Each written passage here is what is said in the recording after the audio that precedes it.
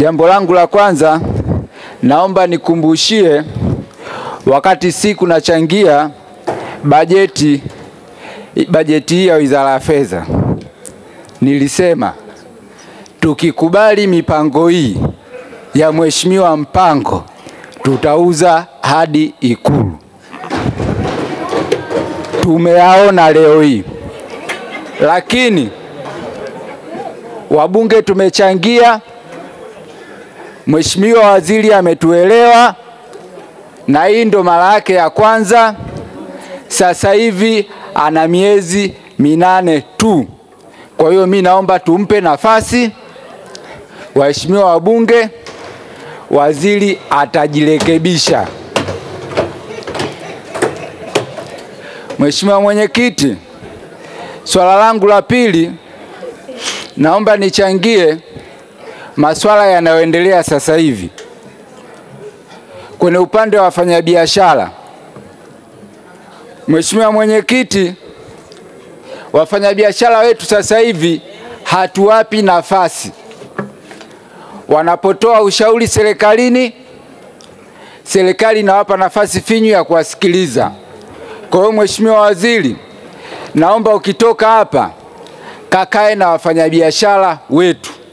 Mimi nina uhakika tukiwasikiliza maoni yao tutafika mbali.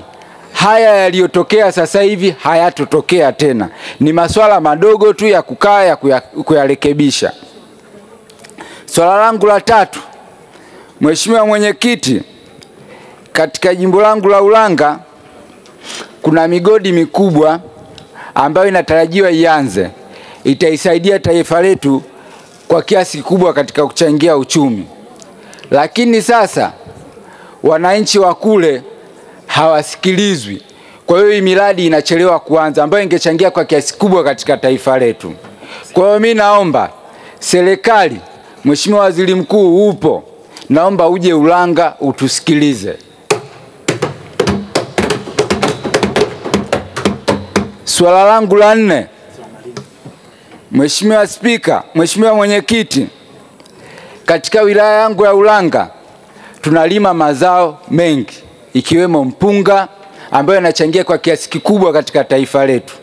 Leo hii Wizara ya Maliasili inapanga kwenda kuwanyang'anya wananchi wa kule ardhi ambayo ingechangia kwa kiasi kikubwa katika mapato ya wilaya ya Ulanga.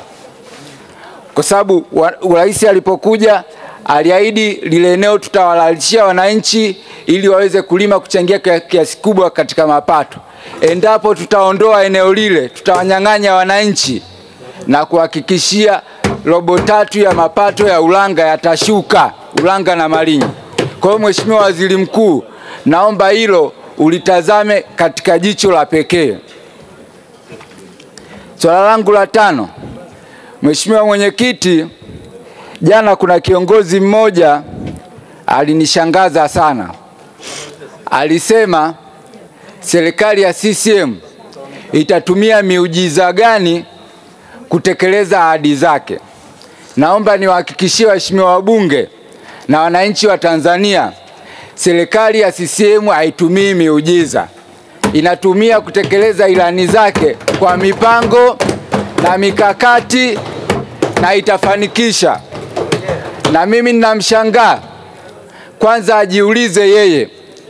Huyo kiongozi form 6 amepata division 0. Lakini huyo kiongozi ana miujiza ya kuwaongoza wanasheria maarufu kama wakina Tundu Lissu wakatulia. Ana uwezo wa kuongoza madaktari wenye PhD na wakatulia. Kwa hiyo sisi hatutumii miujiza. Tunatumia taratibu, tunatumia kanuni, tunatumia uadilifu. Mheshimiwa Mwenyekiti, swala langu la 6, kumekuwepo na sintofahamu. Wakuu wetu wa wilaya, wakuu wetu wa mikoa kutumia sheria ya kuwaweka ndani wafanyakazi wenzao, madiwani, watendaji wengine kama wakurugenzi wa halmashauri, kile kitendo cha kuwaweka masaa 24. wakuu wa wilaya wametumia ile kama silaha yao ya kuwakandamizia viongozi kwa ajili ya kuwalipizia visasi. Kwa mfano, kila siku tunasikia mkuu wa wilaya amemweka mkurugenzi ndani. Kila siku mkuu wa wilaya amemweka diwani ndani. Vile vitu vinadhoofisha maendeleo ya nchi yetu. Watu wamekuwa hawafanyi kazi kwa juhudi zote, wanafanya kazi kwa uoga. Kwa hiyo Mheshimiwa Mwenyekiti, nilikuwa naomba Mheshimiwa Waziri Mkuu aliangalie hili. Mheshimiwa Mwenyekiti, naomba nimalizie hapo.